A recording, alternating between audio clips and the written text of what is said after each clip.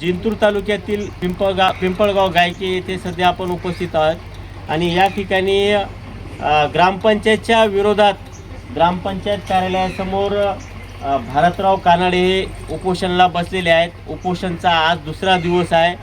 ग्रामपंचायतच्या हुकुमशाही व मनमानी कारभाराच्या विरोधात ते या ग्रामपंचायत कार्यालय उपोषणाला बसलेले आहेत. तर आपण त्यांच्याकडून थोडक्यात संवाद साधूया. भारतराव, सध्या तुम्ही ग्रामपंचायत कार्यालयासमोर ग्रामपंचायतच्या हुकुमशाहीबद्दल व मनमानी कारभाराच्या विरोधात उपोषणाला बसलेले आहेत. तर नेमकं कारण काय आहे, म्हणजे तुमच्या मागण्या काय आहेत? माझ्या मागण्या, त्यांनी खोटी फेरफार ओढलेले, ग्रामपंचायतला कोंडवाडा केलेला नाही, पुन्हा ग्रामपंचायतचे जे घरकुलं दिलेले आहेत, एका कुटुंबात 5-5 घरकुलं दिलेले आहेत. त्याने मला लेखी दिलं की आम्ही ग्रामसभा घेऊन ते घरकुलं वाटप केलेले आहेत, पण त्यानं ग्रामसभा कुठलीच घेतलेली नाही. घरात बसून हे बैठकी झालेल्या आहेत आणि ते घरकुलं वाटप केलेले आहेत. असे याच्यात ते मनमानी कारभार करायलेले आहेत. यापूर्वी मी 29 जानेवारी रोजी त्याला उपोषणचाच इशारा दिला होता. त्यानं लेखी मला निवेदन दिलं की मी 15 दिवसात 20 दिवसात हे सगळं काम मार्गी लावीन, पण आजपर्यंत कोणतंच काम मार्गी लावलेलं नाही त्याने. तर ते म्हणजे एवढे मनमानी चालले. त्याला विचारलं फेरफार वळलेले आम्हाला कागद दाखवा, तर ते म्हणले कागद हरवलेत ते.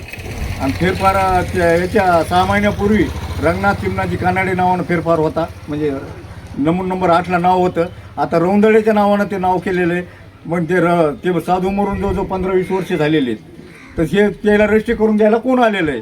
मग हे खोटं नाही तर खरंच फेरफार समजायचा का? तुम्ही गट विकास अधिकारी यांच्या दालनात जाऊन निवेदन दिलेलं आहे का? हां, त्यांच्या दालनात जाऊन निवेदन दिले त्यांना. मागच्या वेळेस उपोषण ह्याच बाबतीत केलं होतं. तर विस्तार अधिकाऱ्यांना मला लेखी पण दिलेलं आहे की हे आम्ही 2 महिन्यात मिटू.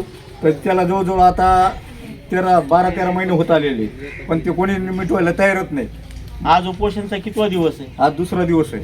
हां, तुम्ही काल किती वाजता बसले होते उपोषण? काल 5:30 वाजता. तर तुम्ही प्रशासनाने या गंभीर बाबीकडे लक्ष नाही दिलं तर पुढचं नियोजन काय असणार तुमचं?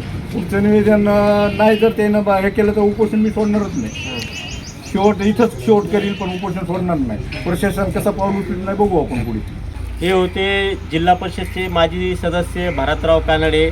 मागील अनेक दिवसापासून हे प्रशासनाच्या विरोधात लढत आहे. जे प्रशासनामध्ये राहून जे राजकीय पुढारी असो किंवा अधिकारी असो जे भ्रष्टाचार करतात त्यांच्या विरोधात हे सदैव उपोषण असो किंवा विविध आंदोलनाच्या मार्गातून ते लढा देत आहे. सध्या स्थितीला पिंपळगाव गायके येथील ग्रामपंचायतच्या मनमानी कारभाराच्या विरोधात ते उपोषणाला बसलेले आहेत आणि या गंभीर बाबीकडे पंचायत समितीचे गटविकास अधिकारी मानकर साहेब हे लक्ष देतील का, असा प्रश्न इथं उपस्थित होत आहे.